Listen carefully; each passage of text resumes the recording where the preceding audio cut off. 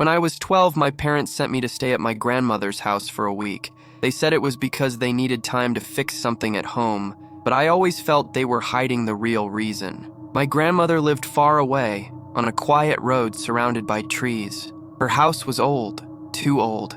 Every floorboard groaned like it was alive, and the walls seemed to breathe with the wind. The first night I couldn't sleep. There was a strange scraping sound coming from the attic, slow, uneven, like someone dragging their nails across the wood. Grandma said it was just the house settling, but I didn't believe her. The sound was too deliberate, too human. The second night, things got worse.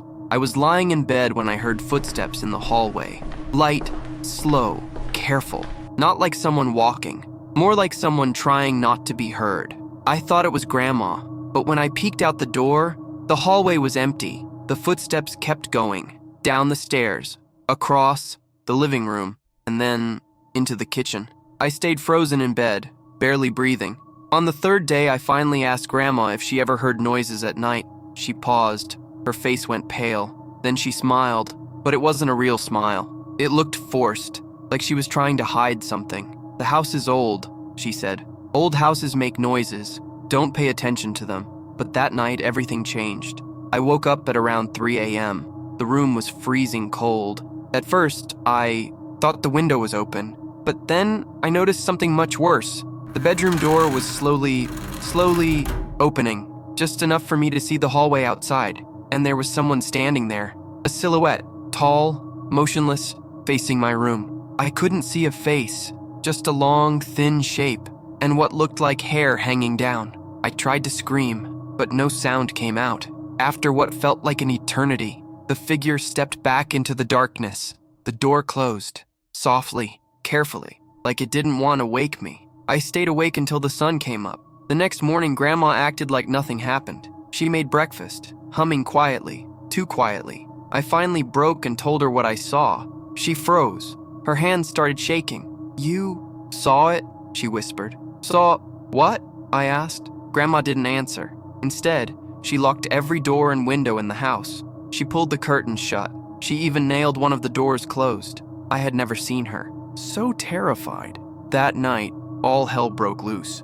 The noises came back, scraping from the attic, footsteps in the hallway, knocking on the walls. Then, the bedroom door creaked open again. But this time, I wasn't alone. I saw it clearly, standing right beside my bed. A long, pale figure with crooked limbs and a head that tilted unnaturally to one side. Its eyes were black, empty, like two holes punched into its face. It leaned over me, so close I could feel its cold breath on my skin. And then it whispered, "You shouldn't be here," I screamed. Grandma burst into the room with a candle. The figure vanished instantly, like it melted into the shadows. Grandma grabbed my arm and dragged me out of the house. We didn't pack anything. We didn't look back. Years later, my parents finally told me the truth. My grandmother's house wasn't haunted by a ghost. It was something older. Something that lived in the house long before she moved in. Something that only appeared to children. I still dream about that night. Sometimes I wake up at 3 a.m.